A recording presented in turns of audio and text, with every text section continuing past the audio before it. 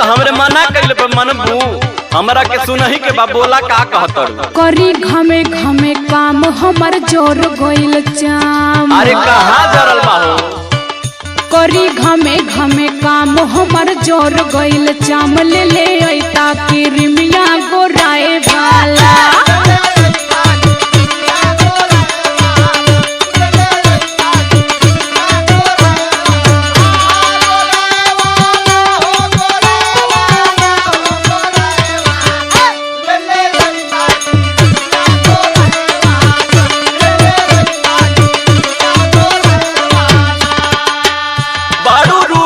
खजाना कैलू असही दीवाना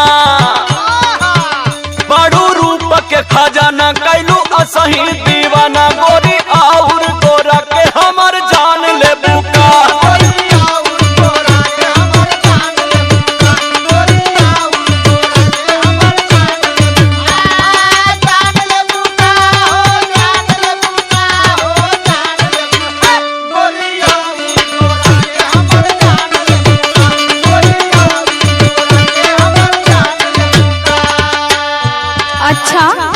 जब लियावे के भला तबे हम गोटो के लोगे लगली। हाँ ऐसे पहले तो कबो ना कहत रहला कि हम गोर हई हम सुंदर हई।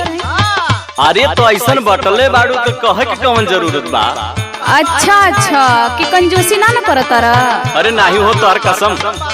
और सुना इतने कमी ना बा भाई हम बताओ तनी ना काहे के कंजूसी करत तारा। बोला बोला सुनो बोला। ओजन घट गइल मोर बड़ा भइनी कमजोर। कौन बतौलस ओजन घट गइल मोर बड़ा भइनी कमजोर। ले ले ऐता कोनो टानिक मोटाए वाला।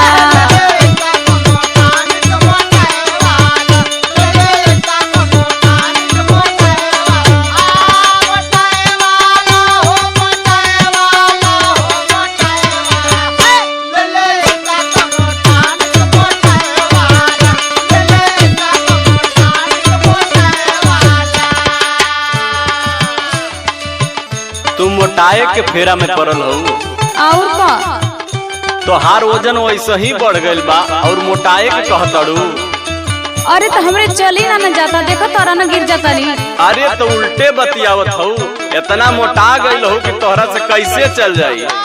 फैट बढ़ गइल बा तोहार कंट्रोल करा। सुना है बात बोला बोला। बाड़ू 70 के पार जो खवली कई बार। हाँ हाँ भी है कहबा। बाड़ू 70 के पार जो खवली कई बार। गोरी और मोटा के हमर जान ले बुका।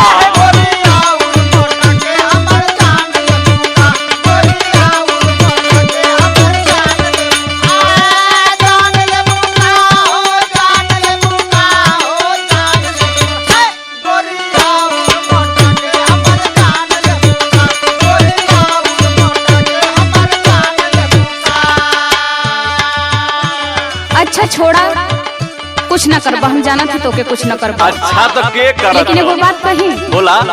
वो तो जरूरी कर दे बहा ना। अरे तो हम ही करतानी ना कि गांव जवार करत हो।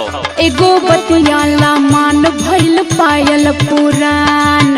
यो खर्चा बढ़ाउल तू। एगो बतियाला मान भइल पायल पुरान। पे जनिया ले ले आई छम छमाए वाला।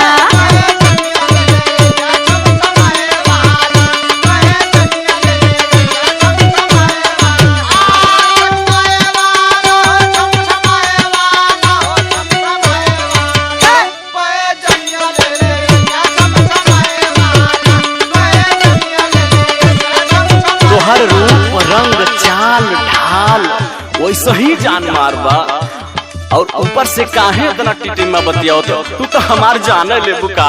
अच्छा तोहर हिरोनी के चाल जिया करेला बेहाल। बहकावा मत। तोहर हिरोनी के चाल जिया करेला बेहाल। पैजनियो बजा के हमर जान ले बुका।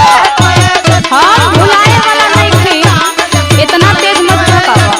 अरे हम खुदा बहकल ही तोहार रूप रंग देख के हम का बहकाई। ये हमार